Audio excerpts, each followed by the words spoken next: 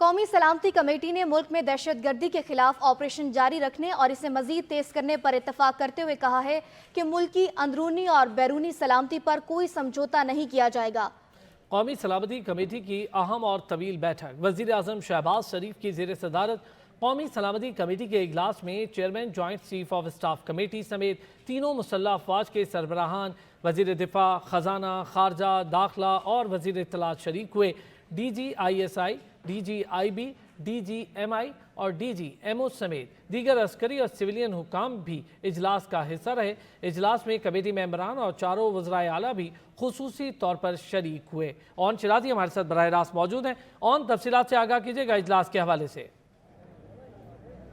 جی ارسلان، بالکل دیکھیے یہ بڑا امپورٹنٹ اجلاس تھا، وزیر اعظم شہباز شریف کی زیر صدارت ہوا۔ قومی سلامتی کمیٹی کا 2.5 گھنٹے تک یہ اجلاس جاری رہا، جس میں مختلف قسم کی بریفنگز اس اجلاس کا حصہ تھی۔ اس کے ساتھ ساتھ جو ہے مشاورت کی گئی، بحث کی گئی مختلف معاملات پہ۔ سب سے پہلے جو اہم ایشو تھا وہ امن و امان کے حوالے سے تھا۔ ڈی جی آئی ایس آئی جو ہیں انہوں نے لیفٹیننٹ جنرل ندیم انجم نے اس حوالے سے شرکاء کو بریفنگ دی اور حالیہ دہشت گردی کی کارروائیوں اور ان کے خلاف جو اقدامات اٹھائے جا رہے ہیں اس حوالے سے تفصیلی طور پہ جو ہے وہ شرکاء کو آگاہ کیا۔ اس حوالے سے یہ فیصلہ کیا گیا کہ دہشت گردی کے خلاف کارروائیاں جاری رکھی جائیں گی۔ نہ صرف جاری رکھنے کا فیصلہ کیا گیا بلکہ یہ بھی ہدایت کی گئی کہ یہ کارروائیاں مزید تیز کی جائیں گی۔ اس کے ساتھ ساتھ ملک میں مجموعی معاشی صورتحال جو ہے اس کا جائزہ لیا گیا۔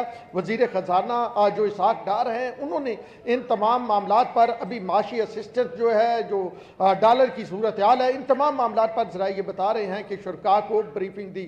اس کے علاوہ جو یہ طے کیا گیا کہ ملک کی جو قومی سلامتی ہے اس کو خطرات اگر اندرون ملک سے ہوں یا بیرون ملک سے کسی صورت پہ اس پہ کمپرومائز نہیں کیا جائے گا، ہر طرح کے اقدامات اٹھائے جائیں گے۔ اس کے ساتھ ساتھ چاروں وزرائے اعلیٰ نے اپنے اپنے صوبوں کے متعلق جو ہے وہ بریف کیا۔ اس کے علاوہ اس کے ساتھ ساتھ جو دیگر حکام تھے انہوں نے بھی جو ہے بریفنگ دی۔ ڈی جی ایم او موجود تھے، ڈی جی ایم آئی موجود تھے۔ تو مجموعی طور پہ پاکستان کا ہائیسٹ ترین یہ فورم ہے، اس پہ آج تفصیلی طور پہ امن و امان کی صورتحال اور پھر جو پنجاب میں ایک الیکشن کا فیصلہ دیا گیا ہے اس کی صورتحال اور اس کے ساتھ ساتھ ملکی معاشی صورتحال پہ گفتگو کی گئی ہے۔